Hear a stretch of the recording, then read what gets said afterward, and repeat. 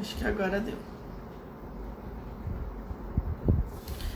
Boa noite. Boa noite, Daniele.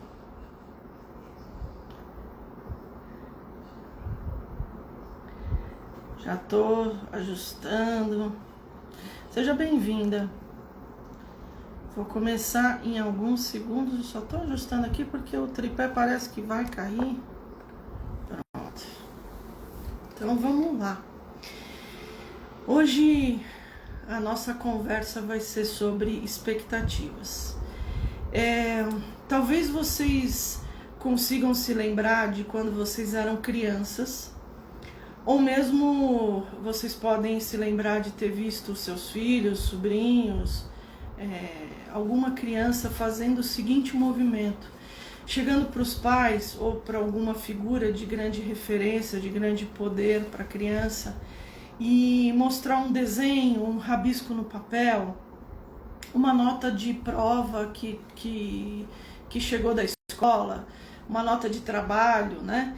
E a criança toda feliz, toda ávida ali, para mostrar para essas figuras de poder, de grande referência, olha a nota que eu tirei, olha o desenho que eu fiz, olha o comentário que a minha professora deixou na prova, no trabalho, né? Acho que muitas pessoas já viram essa cena acontecer ou até foram protagonistas dessa cena quando eram crianças. E o que a criança está buscando nesse movimento ela está buscando uma verificação, um teste, uma comunicação para receber de volta, segundo a expectativa da própria criança, né? Atenção, amor, uma reação de orgulho, uma reação de alegria, né? E de reconhecimento por algo que foi feito por essa criança. E na verdade o que a criança também está querendo fazer é sentir que as pessoas que ela mais gosta estão de fato admirando o que ela está fazendo. E com isso ela também entende que ela consegue atender as expectativas, né? Muitas vezes a criança espera um comentário do tipo: puxa, que legal esse desenho que você fez, que bonito, nossa, parabéns pela nota que você tirou. E o que a criança espera é que esse comentário, essa reação venha única e exclusivamente para ela, né? Então, que legal aquilo que você fez, que legal aquilo que você conseguiu. E muitas vezes a criança está buscando esse tipo de comentário e o comentário que vem é: ah, legal, ou então essa nota que você tirou, você não fez mais do que obrigação, ou então assim, essa nota que você tirou, você poderia ter ido melhor, ou então fulano, seu irmão tira notas maiores, seu vizinho tira notas maiores, seu colega da escola tira notas maiores, e aí a criança sente um vazio, porque algo não foi suprido, né? Aquele desejo de sentir que os pais possuem um orgulho, uma admiração por quem o filho cai por terra numa resposta desse tipo, né? E muitas vezes o que acaba acontecendo como consequência de um cenário desse tipo é que acaba ocorrendo um distanciamento, né? Então, ou os pais acham que a criança nunca faz algo assim de muito especial e acabam se distanciando, não querem muito ver, né, o que o filho faz. E o filho também, né, ou a filha, por sua vez também, se distancia, começa a não mostrar mais os desenhos, as notas na prova, e há um distanciamento no relacionamento, né? E por parte dos pais há uma grande frustração, e por parte dos filhos há uma desistência, porque se chegou à conclusão de que não se conseguiu atender às expectativas dos pais. E essa questão das expectativas dos pais é uma questão muito, muito frequente no cenário familiar, né? Os filhos estão sempre buscando superar as expectativas que os pais colocam nos filhos, num sentido de ter a demonstração, ou ver, ou sentir a demonstração de um amor. Só que isso já começa de uma forma complicada, porque você começa a perceber no movimento da criança e ela começa a entender, mesmo que inconscientemente, ela começa a entender que ela só vai ter o amor dos pais ou daquelas pessoas que são grandes referências na vida dela, se ela comprar esse amor, essa atenção, com notas altas ou elogios ou condutas que os pais achem legal. E aí o que isso pode acarretar é que essa criança cresça e acabe tendo como um padrão de comportamento repetitivo o agradar todo mundo, achando que somente se agradar as pessoas elas vão receber amor. Então é assim, eu preciso ser o bonzinho, a boazinha para todo mundo. Então, para os meus pais, para os meus irmãos, para os professores da escola, para os colegas da escola, para todos os outros familiares. Eu preciso sempre fazer o que eles querem ou o que eles esperam de mim, mesmo que isso não tenha uma conexão com aquilo que de fato eu quero. E aí a criança acaba crescendo e acaba se tornando um adulto que vive em função de agradar o outro, como se fosse uma moeda de troca, né? Então assim, eu só tenho amor quando eu consigo satisfazer o outro. Isso também nas relações afetivas, a gente vai encontrar diversos casais que reproduzem até um comportamento que tinha quando criança em relação aos seus pais, com seus companheiros, companheiras, achando que somente vão conseguir esse amor se fizer atender às expectativas e os desejos dos outros. Isso faz com que a pessoa tenha um distanciamento também da sua essência, de quem de fato essa pessoa das coisas que ela gosta, dos sonhos, dos desejos, dos planos que essa criança, esse jovem tem no futuro. E aí acaba virando adultos automatizados, né, que fazem apenas o que é obrigação, realizam o que tem que fazer, executam o que tem que fazer e acabam sendo adultos frustrados, né? E aí se vem no final da vida com uma grande frustração, né? E isso é muito, muito perigoso, porque pode se tornar também um círculo, né? Então, assim, crianças que foram reprimidas ou que tiveram sempre que atender às expectativas e não fazer aquilo que realmente gosta para que pudesse sentir que era amada, geralmente essas crianças viram adultos, viram pais ou viram mães que acabam fazendo exatamente a mesma coisa com os seus filhos, né? E aí a gente vê uma sequência aí de gerações dentro de famílias com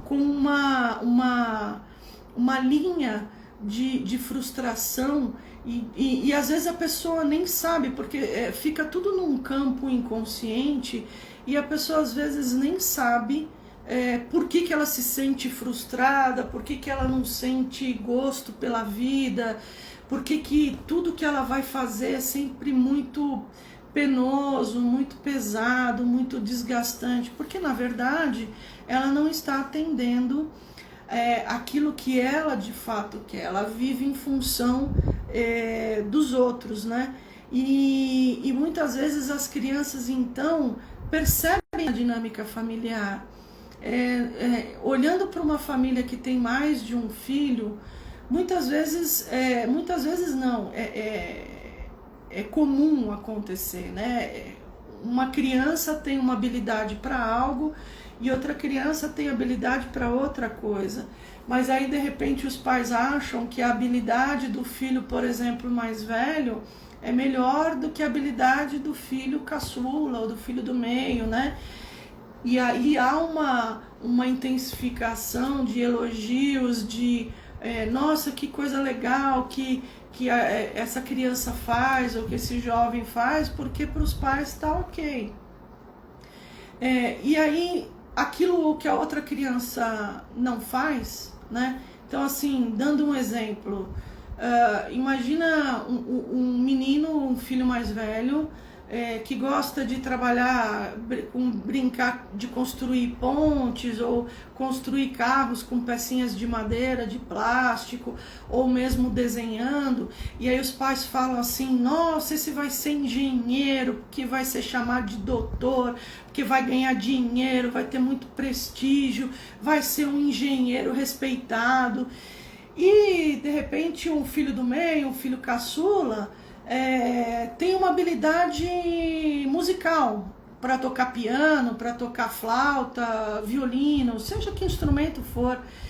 E os pais estão tão concentrados naquele filho que vai se tornar um doutor, um engenheiro, uma pessoa importante, e olha para aquele que tem habilidade musical e fala assim, que futuro vai ter? Não vai ter, vai ficar tocando música, vai tocar música onde? Na rua, em troca de moeda? E aí a criança percebe que aquilo que ela quer, aquilo que ela gosta, não satisfaz as expectativas dos pais. E aí ela, muito possivelmente, ela guarda esse gosto musical, ela guarda aquilo que faz ela se sentir viva, se sentir cheia de energia e feliz. Ela guarda isso numa gavetinha no inconsciente dela, e aí ela fala, bom, como se fosse uma luta por uma sobrevivência emocional. Então, assim, a criança vai falar assim, bom, então eu vou fazer aquilo que os meus pais gostariam, né? Então, meus pais gostam de posição social, de título, então eu vou buscar uma profissão que seja algo que também me chamem de doutor ou doutora, que me chamem que eu me torne uma pessoa com prestígio, né?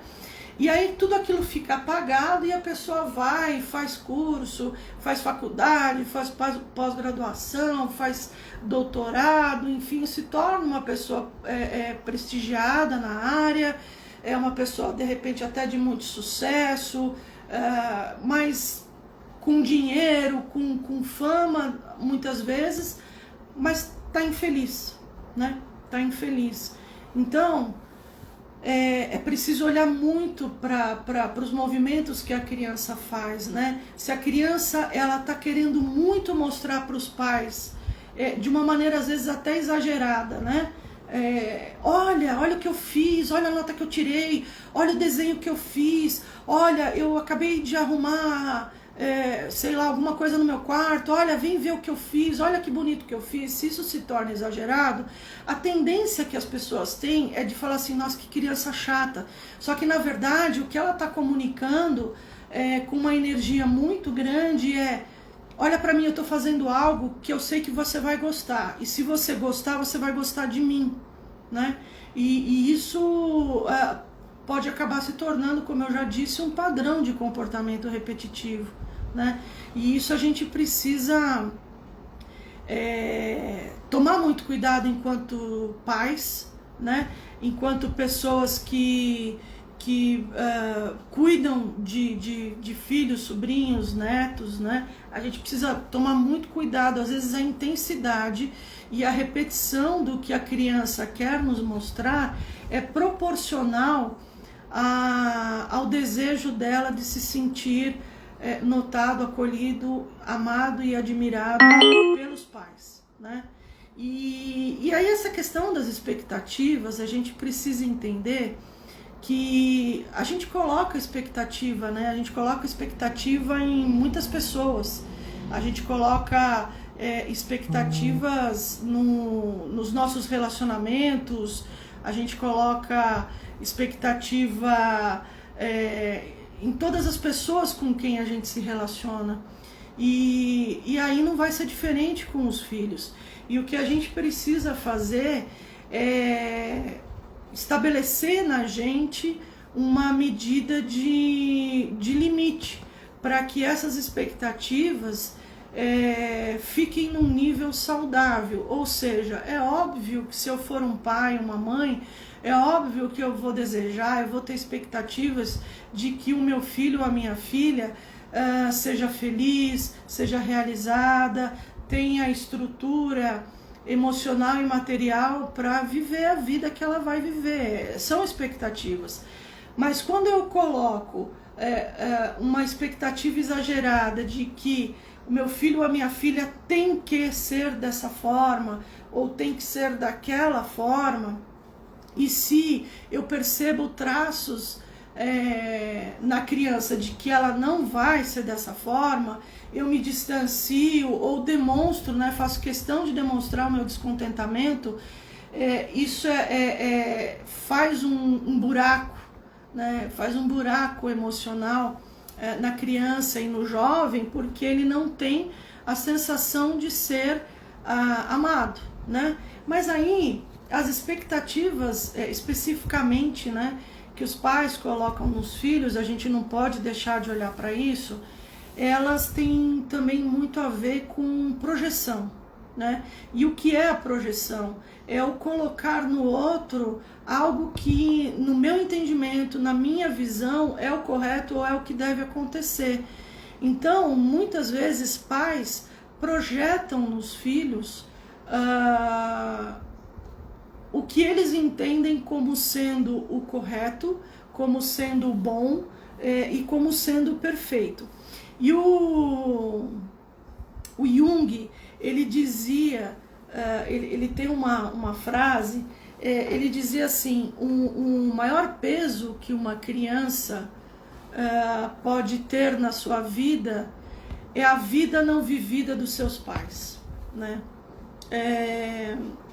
Eu até acho que, né, a gente pode esticar um pouquinho esse pensamento e dizer que também talvez até a vida vivida dos pais. Então, muitas vezes os pais projetam nos filhos aquilo que eles não conseguiram ser, não conseguiram fazer, não conseguiram realizar. Por exemplo, eu tinha uma vida muito pobre e tive que fazer uma carreira de, sei lá, contador para poder sustentar a minha família, mas eu sempre quis ser médico. E aí o que eu vou fazer? Eu, pai frustrado por nunca ter conseguido ser médico, eu vou colocar essa projeção no meu filho. Aí eu tenho um filho e aí logo que ele nasce eu já começo. Nossa, esse vai ser um médico, vai ser um cardiologista de renome, por exemplo, vai ser um neurologista famoso, vai ter muito dinheiro, vai ter muitas coisas boas, porque na verdade era tudo o que ele sonhava. E aí ele pega isso e projeta no filho, né? E aí ele começa a falar assim: olha, não vai fazer que nem eu fiz, vai fazer medicina porque você vai ganhar dinheiro, você vai ter prestígio, você vai ter nome, você vai ter fama. E às vezes a criança não quer, né? O jovem não quer ser médico, de repente ele quer ser biólogo, né? E aí que entra a importância da qualidade das relações familiares, né? Porque se há um diálogo, se há uma qualidade no relacionamento familiar, essa criança consegue expressar e dizer assim para o pai: pai, eu não quero ser médico, eu quero ser biólogo. Mas você vai ser biólogo? Você vai fazer o quê? Você vai ficar estudando plantinha? Você tem que ser médico, você tem que ganhar dinheiro, não vai fazer que nem eu. Então, mas justamente o pai não percebe que o que ele está fazendo, o que ele está falando, né, não vai fazer como eu, é justamente o que ele está fazendo o filho fazer, porque o filho não quer fazer medicina, ele quer ser biólogo, assim como o pai não queria ser contador e acabou sendo contador. Essa projeção vem dessa frustração, que aí entra o que o Jung dizia, né? Da carga que a criança carrega pela vida não vivida dos pais. Mas muitas vezes existe também a projeção da vida vivida dos pais, ou seja, eu sou um advogado de renome, tenho um escritório muito grande, batalhei muito para ter esse escritório conhecido, tenho uma carteira de clientes muito grande, e aí eu vou querer que meu filho ou minha filha também seja advogado ou advogada para dar continuidade. E aí há uma imposição, né, que a gente às vezes cai nessa armadilha de achar que porque a gente é mais velho, porque a gente já teve experiências, a gente sabe mais que os filhos, e aí a gente tem que dizer para os filhos o que é que eles devem ser. Então, muitas vezes a projeção, ela pode acontecer também, não como um resultado das frustrações daquilo que eu não tive, daquilo que eu não realizei, mas às vezes também daquilo que eu realizei. Eu tenho um conhecido que dizia o seguinte: o meu filho, ele quer fazer economia, e eu sou advogado e eu batalhei muito para conseguir montar o meu escritório e montar uma estrutura. Então eu já disse para ele esquecer, ele não vai fazer economia não, ele vai fazer direito, vai ser advogado para dar continuidade àquilo que eu construí.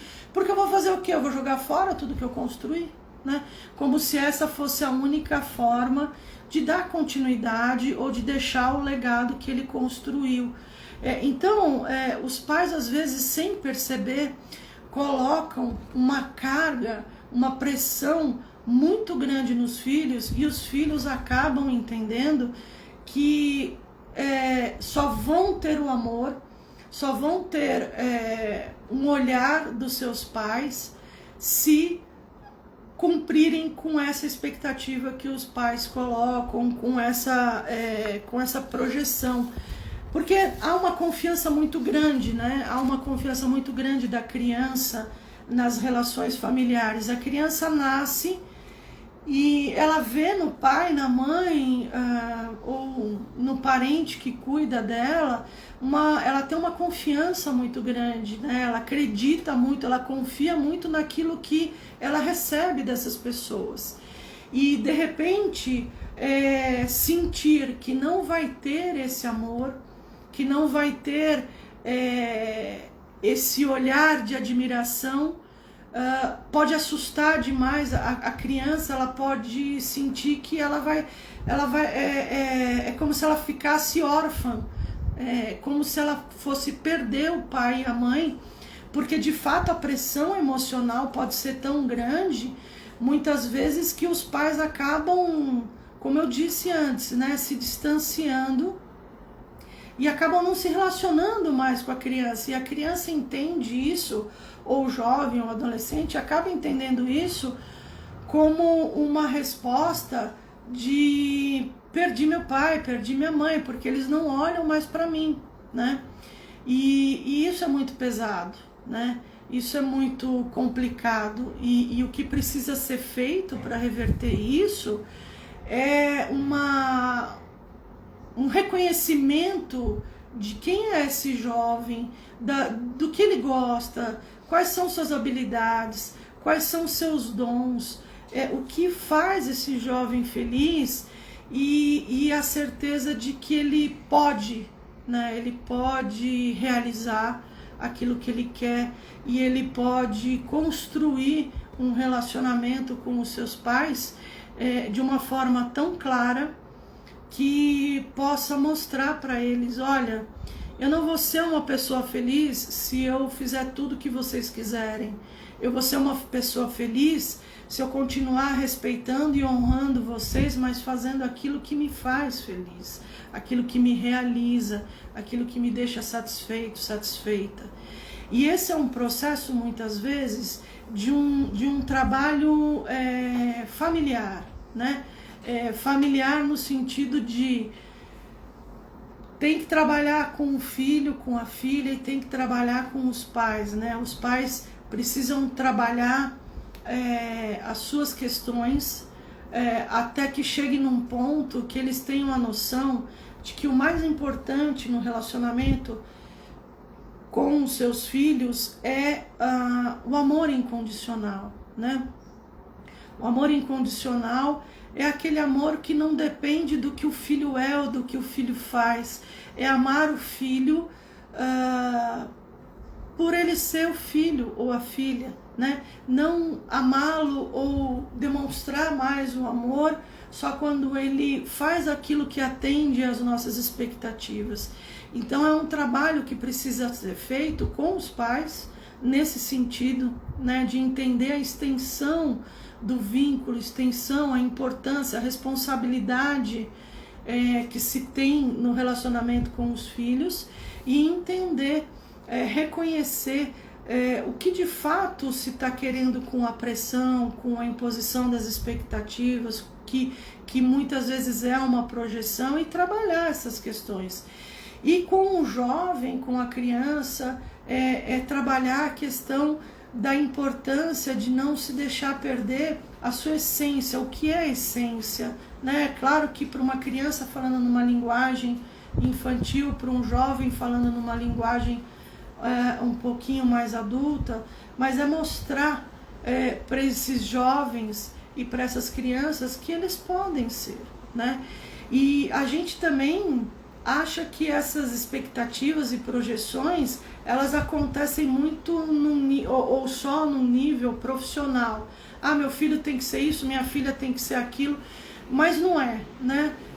Tem também expectativas e projeções em relação à sexualidade, até estado civil, coisas do tipo, não, minha filha não pode ser uma solteira, ela tem que casar com alguém, ela tem que ter uma família, né? São expectativas de coisas que foram colocadas numa época que era muito importante para a sociedade, mas hoje talvez não é, né? E aí é por isso que o trabalho com os pais é importante nesse sentido de dizer, olha, para você foi imposto que a mulher tinha que casar, é o exemplo que eu estou dando, né? A mulher tinha que casar, mulher solteira era coisa ruim, mas hoje não necessariamente, e mesmo que fosse, né, ou mesmo que seja ainda, a sua filha pode ser feliz sem necessariamente atender a uma imposição social, uma imposição de crença, né? E trabalhar nas crianças e nos jovens o desenvolvimento e o fortalecimento das suas próprias virtudes, das suas personalidades, que às vezes ficam até esquecidas, né? Às vezes a criança, ela nem sabe que ela é boa em algo porque nunca foi estimulado, né?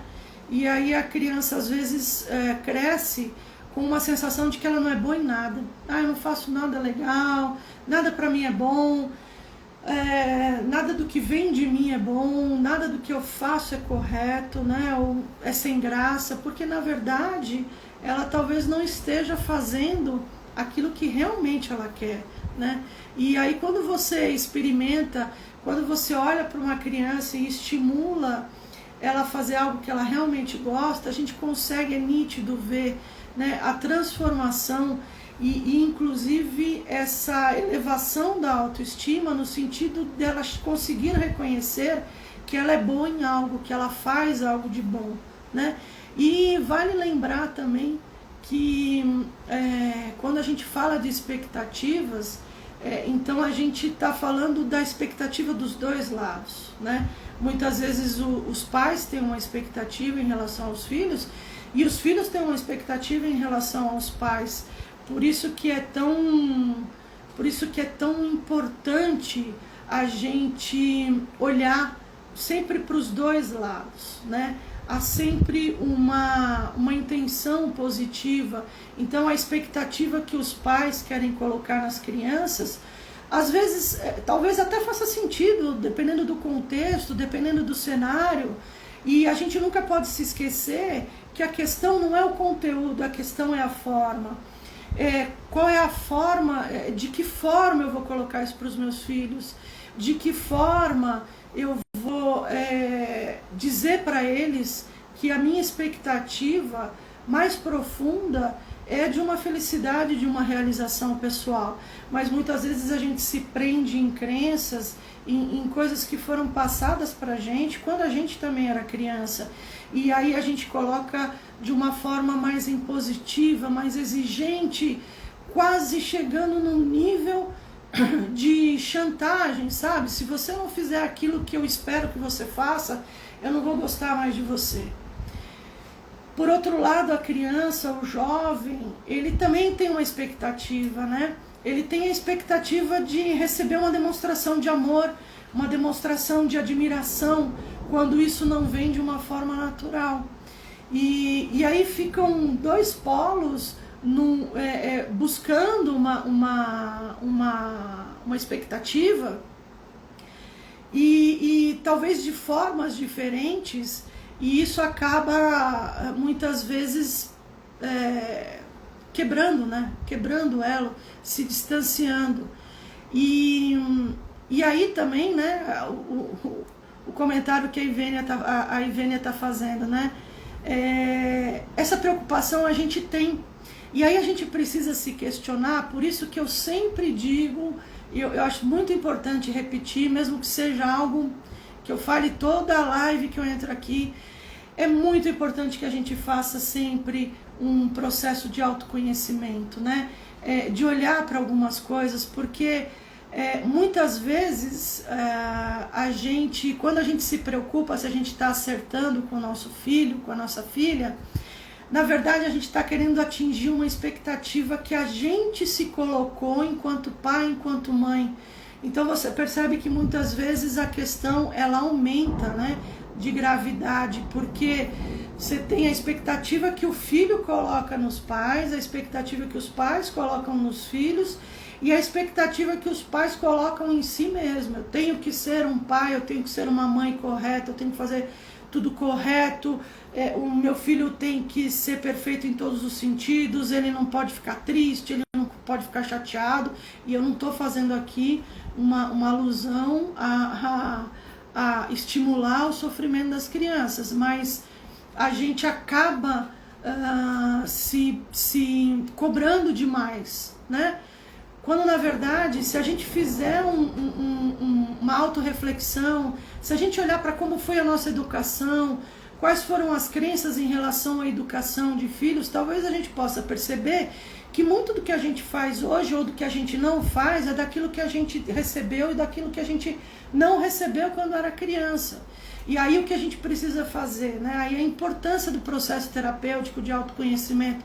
A gente precisa ressignificar tudo isso para ir mais transparente, para ir mais tranquila em relação aos filhos, né? E aí a gente, muitas vezes, de tanto se cobrar, a gente acaba e querer ser uma boa mãe, querer ser um bom pai, é o conteúdo, né? É legal, é isso que a gente quer sempre quando a gente tem filhos. Mas às vezes a forma, eu preciso, e aí sem perceber, a gente está levando esse eu preciso para os filhos. E a gente não percebe, é um processo inconsciente.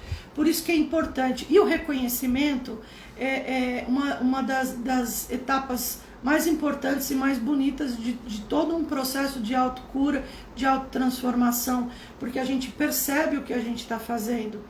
E a gente precisa também olhar com muita atenção para as questões que a gente se coloca, né? Falando dessa cobrança que a gente faz. Eu vou ser um bom pai, uma boa mãe se eu conseguir pagar uma escola boa, se eu der roupa, se eu der tênis de marca, se eu tiver se eu der uma estrutura material muito boa para o meu filho, para minha filha. E às vezes a gente se esquece da estrutura emocional, então é importante a gente prestar atenção. Eu acho que a estrutura material é importante, a gente quer sim dar conforto, dar segurança para os nossos filhos, mas isso não é o suficiente, né? O conforto e a segurança emocional também são muito importantes nesse relacionamento entre pais e filhos, né? Então, era isso que eu queria dizer hoje sobre expectativas, que acabou indo para a projeção, para uma autoexpectativa. Eu acho que tudo isso é importante para a gente rever ou até confirmar como a gente está lidando e se relacionando com os nossos filhos, né? Então, agradeço mais uma vez a presença de todo mundo e quarta-feira que vem, 19h30, novamente estarei aqui com mais um assunto relacionado entre pais e filhos. Obrigada, tenham todos uma boa noite.